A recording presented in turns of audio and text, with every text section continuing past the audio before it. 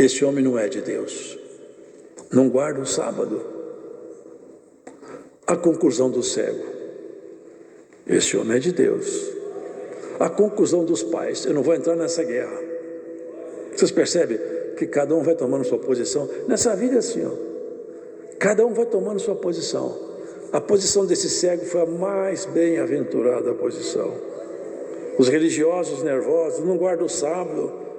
Mas alguém falava: mas eu faço uma pergunta para você. Como que pode um homem pecador fazer um sinal desse tamanho? Como pode? Eles voltaram a falar para o cego: mas como foi que ele te abriu os olhos? O que você fala dele? Olha o que o cego falou. O cego já começou a enxergar, irmão. Ele é profeta. Você viu? Já começou a atribuir ao Senhor outros nomes melhores. Os judeus não acreditaram que ele tivesse sido cego, por chamar os pais.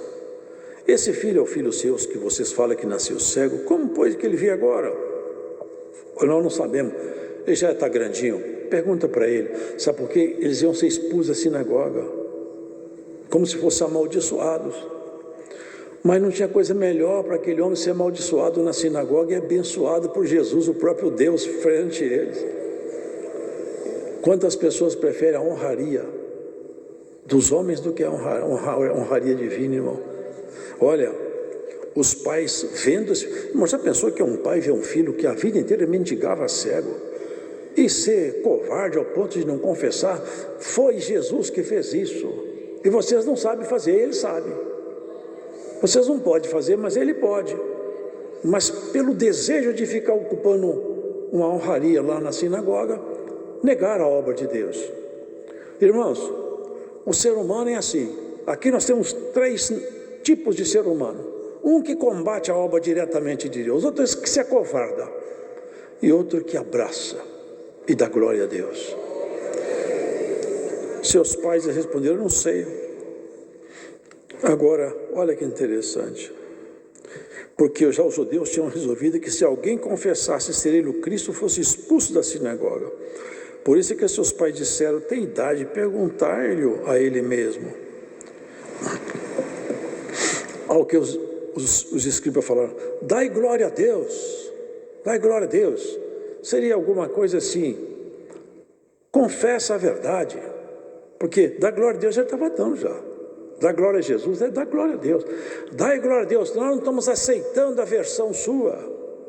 Como que pode um barro no olho de um homem virar um poder de abrir os olhos? Como que pode? É no tanque do enviado. A água do enviado, a palavra de Deus, o Espírito de Deus, ele abre os olhos. E aqueles que achavam que os olhos estavam abertos, continuaram cegos. E os cegos começaram a enxergar. Essa é a grande mudança de Jesus.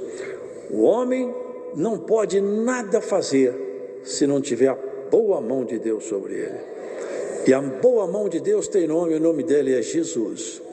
Ele é que abre os olhos. Ele é que às vezes põe um pouco de lodo nos olhos para depois você ver. E tem coisa que nós só enxergamos depois que nos lavamos. E é preciso que nos lavemos. Ninguém vai ver a Deus se não se lavar. O salmista perguntava: Senhor, quem vai morar no teu santo monte? O Espírito de Deus respondeu dentro dele: aquele que é limpo de mão e puro de coração. A purificação, a receita de Jesus é essa: não peques. E o resto ele faz por você. Corra do pecado, abrace a palavra e ele vai te ajudar. Eu vi alguém falar esses dias, escutei esses dias: eu quero viver o evangelho ao estilo americano. Pode viver o evangelho ao estilo americano, ao estilo... Irmão, nosso evangelho é ao estilo Jesus Cristo. Esse é o nosso estilo de evangelho. Evangelho que não está relaxado, mas está mantido a sua originalidade. Queres ver Jesus sem véu? Brilha mais e mais. Tem um hino antigo que falava assim: quer entrar no céu? Santifica-te. É assim que nós vamos se aproximar do Senhor. Se alguma coisa sujou a sua visão, embaçou a sua visão espiritual, a palavra é como a água que lava. Você entrou aqui hoje, não no tanque de Siloé, mas espiritualmente vai ser como um tanque de Siloé. O Senhor vai lavar seus olhos, você vai enxergar melhor.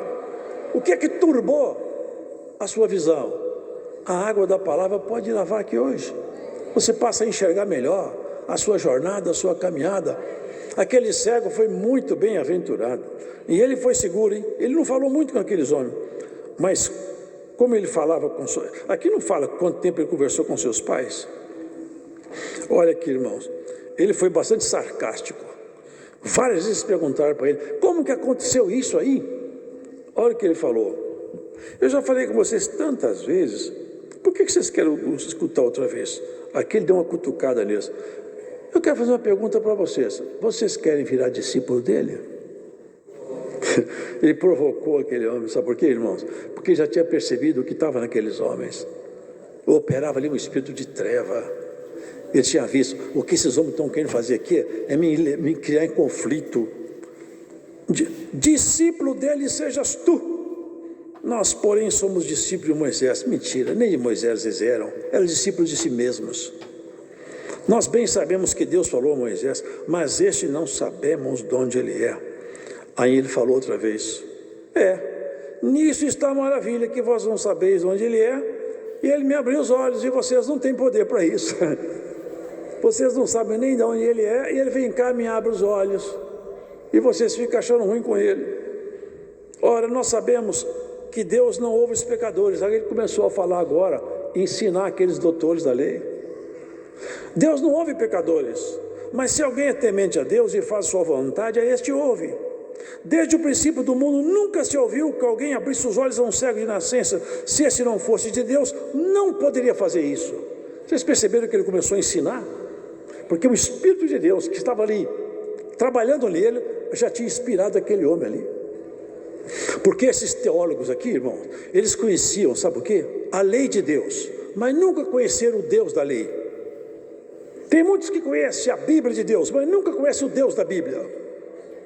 Bem-aventurados são aqueles em cujo espírito a palavra de Deus cria frutos, promove mudanças reais e significativas. Se esse homem não fosse Deus, ele não poderia ter feito nada disso. Nunca se ouviu falar que um homem cego de nascença pudesse ser curado. Ele devia falar com ele de volta, dai vocês glória a Jesus. E nós damos glória a Jesus, porque abriu nossos olhos. Nós também éramos cegos, não enxergávamos nada.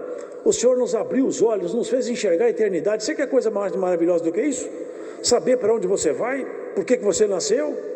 As pessoas vivem aqui e não sabem por que nasceram, morrem sem saber por que morreram. E nós sabemos, nós estamos aqui numa breve passagem, é um tempo, um hiato. Já já nós vamos encontrar o nosso destino final. E Deus te abriu os olhos para você enxergar a palavra, a verdade, a justiça, o juízo, e crer em Jesus, e tê-lo como seu pessoal e único Salvador. Tu és nascido todo em pecado, e vem querer ensinar para a gente? Expulsaram ele. Quando eles expulsaram aquele homem, não por acaso outra vez, Jesus estava lá fora esperando ele. Quando ele saiu, Jesus encontrou com ele. Irmão, na sua vergonha, na sua humilhação, Jesus vai encontrar com você também. Pode guardar isso aqui. Todas as vezes que você for humilhado e humilhado, por causa da graça, da palavra de Deus, Cristo vai agendar um encontro com você na estrada da sua vida. Jesus encontrou com esse homem lá fora. Cristo no Filho de Deus? A pergunta que ele fez. Quem é ele, Senhor? Quem é ele para que eu creia?